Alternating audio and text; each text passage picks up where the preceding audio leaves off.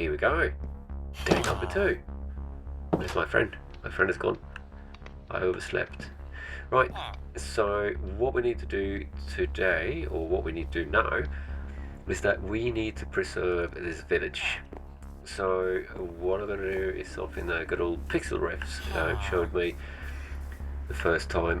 So we're going to build a fence all around here, and then we're going to light it sufficiently for no mobs to spawn within the borders of it, so we can actually keep the villagers safe. So for that we need a lot of wood. For that we need wood. We need woods, which we have over here. And I want to make sure that when I do this, which is going to take more than one day, I do it in a place sufficiently far away from the village. So let's run away. Let's run away far away to start doing the resource gathering, because we're going to need torches and we're going to need fences. So that's a lot of wood right there. So there's going to be some resource gathering. So I'm going to try to flex my new skills in the replay mod and see how that goes. Can't promise anything, but we'll see how it goes. Let's get sufficiently far away from the village. Oh, this is pretty cool. That's really cool actually. Hey, look at that. Hey, the new generation is so good. It's fantastic. I'm loving it.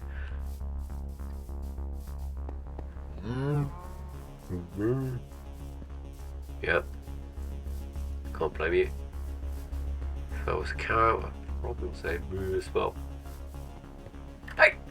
Jesus. Right, okay. Unexpected. Bit unexpected. Let's get up. Right, so we're still on track. So let's pop over. We are far away now. Yeah, I can't remember how many chunks need to be where the mob spawning distance from the player is and stuff like that. But I suggest we start in this end. So here we are. Look at that donkey. A donkey. Hey donkey. What happened if you? It's not as funny as horses. But we'll get to that later. So I was thinking we could set up shop up here by the stone pits. They look really suspicious. Very odd. Maybe we should set up shop here in this little clearing here. Yep. Actually, I'm gonna pop that in while I'm doing my other stuff, so I have some food. Right, and then let's have at it. This looks like a good first candidate. This goes. This never grows old. Marvelous. It just turns out that these particular trees are tall enough to do the floating tree trick, despite of the physics mod.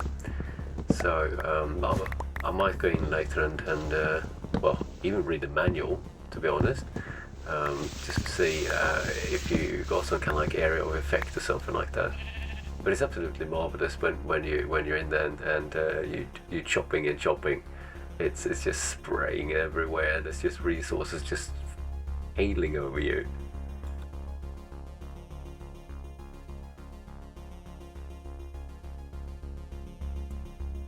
You get all the drops that you normally get, and you're just spraying down everywhere. So much you can't see things. Like a zombie, a flaming zombie. Hot you! It's the ragdoll effect. It's just beautiful. Absolutely loving it. Right, let's get back to work.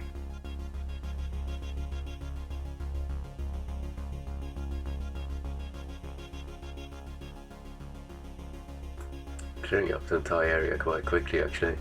It's the bulk of the tree comes down straight away, and with all the drops and so on, but I really picked the wrong type of forest because all the tops sticks down, so most of these trees don't require 3 pile-ups to actually get to the tallest part of the tree, so it's a bit of a pain.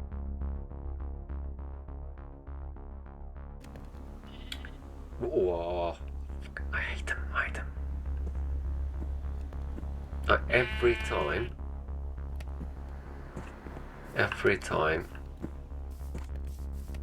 I fail. Every time I fail. Wow, that was cool. That was much cooler now.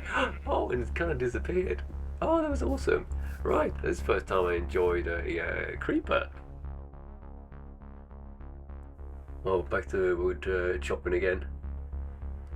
It's absolutely amazing effect, and it actually doesn't slow down the computer too much. It's just really effectful, and it's just things flying around everywhere. And when you're down on the ground, you can barely see anything. It's really, really cool.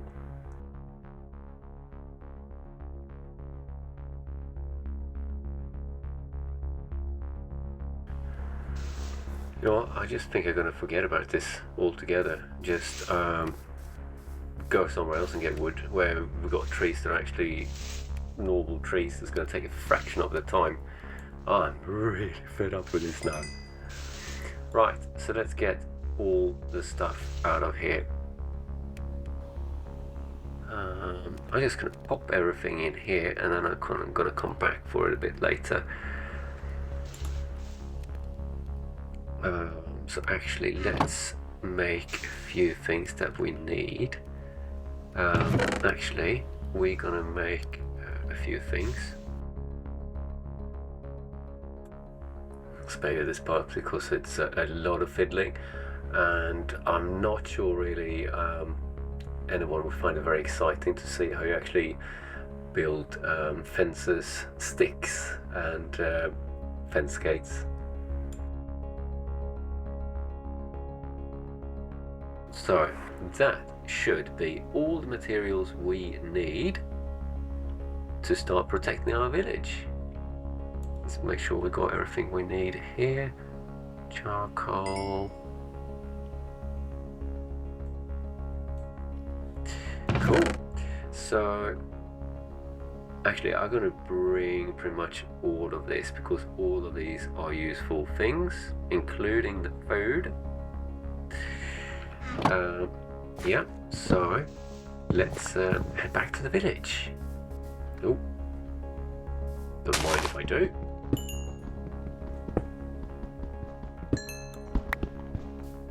Nice, and we got some more beneath it. It is a bit more difficult to see actually with this, all of this going on, but it's not too bad. Oh, yes, okay, yeah, I forgot. Busy. Alright, it's getting dark. Let's head back. Right. Back to the village. A bit late, but hopefully we wouldn't spawn. We're not going to be spawning anything.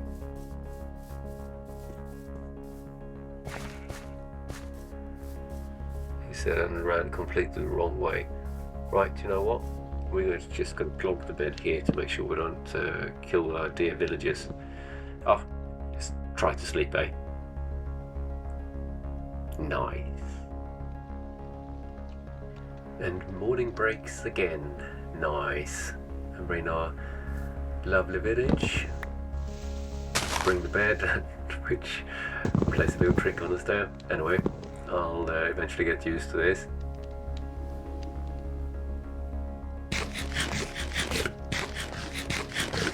So, after just filling up a bit, let's figure out where we're actually going to put this fence. I do wonder how do I even want to? I don't know. I don't think so.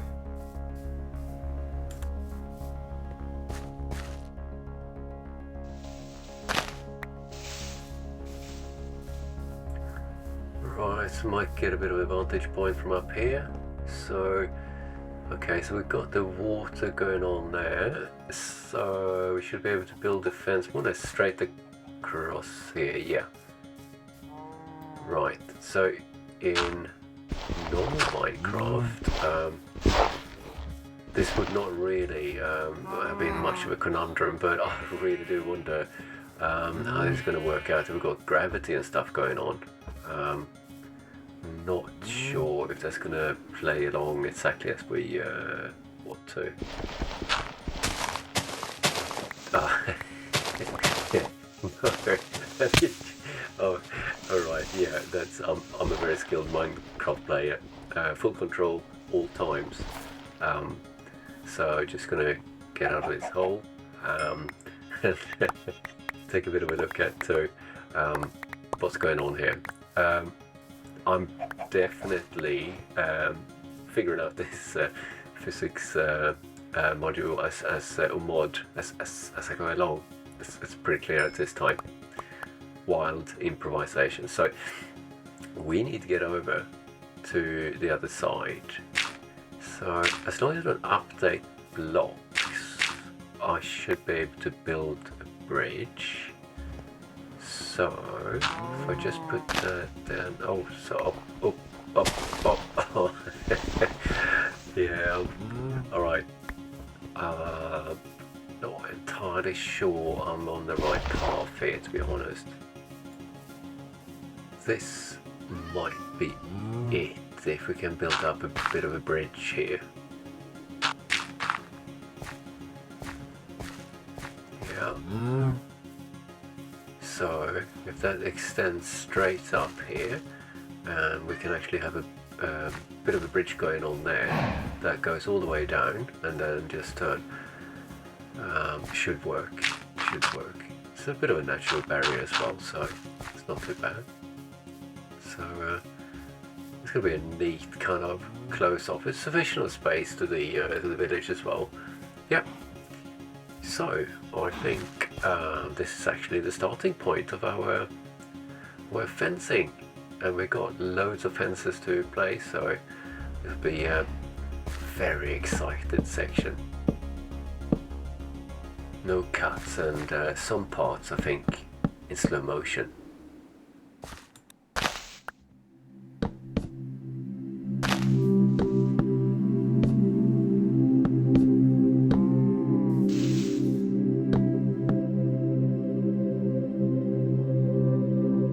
Nah, I wouldn't do that. We'll do it in 8 times speed with cuts and a variety of different editing tricks and so on. I promise it's not going to be that boring. So please don't leave. Stay with me. It'll be an exciting section about putting out loads and loads and loads of fences.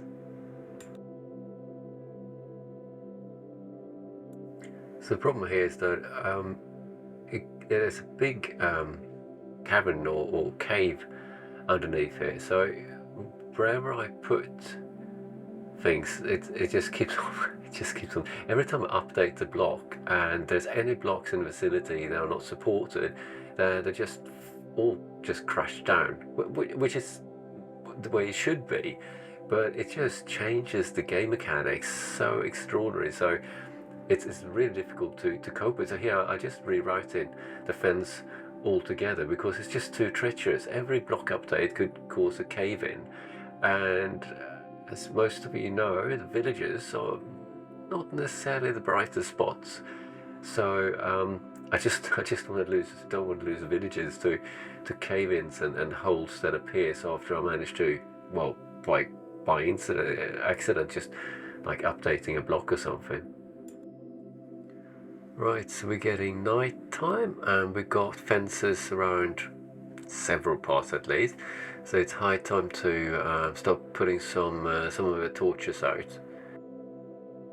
Eventually I get a bit nervous, so I actually have a quick nap. Of course, it was just getting a bit too many dark patches for my taste. So next up is having a look at this area here, because I can see that with enough torches the water can form like a natural boundary, so I don't have to necessarily put up fences all the way there. I already got it fenced up at the top, so that should form a natural boundary. So I'll just finish off the fencing up at the top to protect that, and then just work on make sure I get enough torches out across the lowlands, the flats. So just extending the fence down on this side as well. which is well, a bit tricky with the with all the terrain going. But the good thing is that because of the physics mod, the clearing of obstacles and so on is really quick.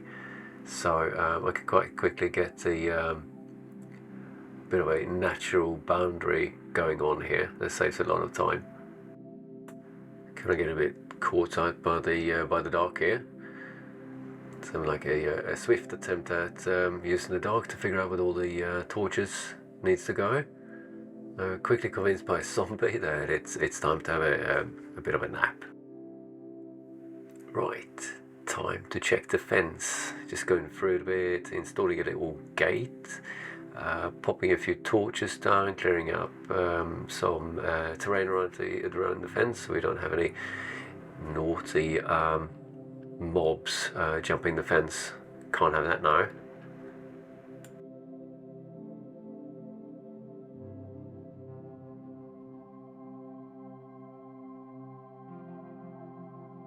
This entire area was very dark when I was running around in the night, so it's definitely not enough torches there to keep the light levels at a level where we don't have any mobs spawning.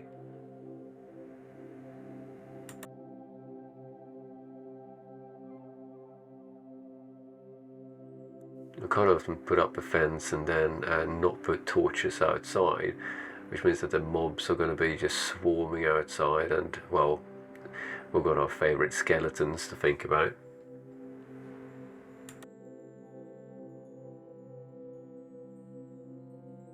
A peaceful village at night, with me running around putting torches out everywhere. Those water effects are absolutely stunning. Love them.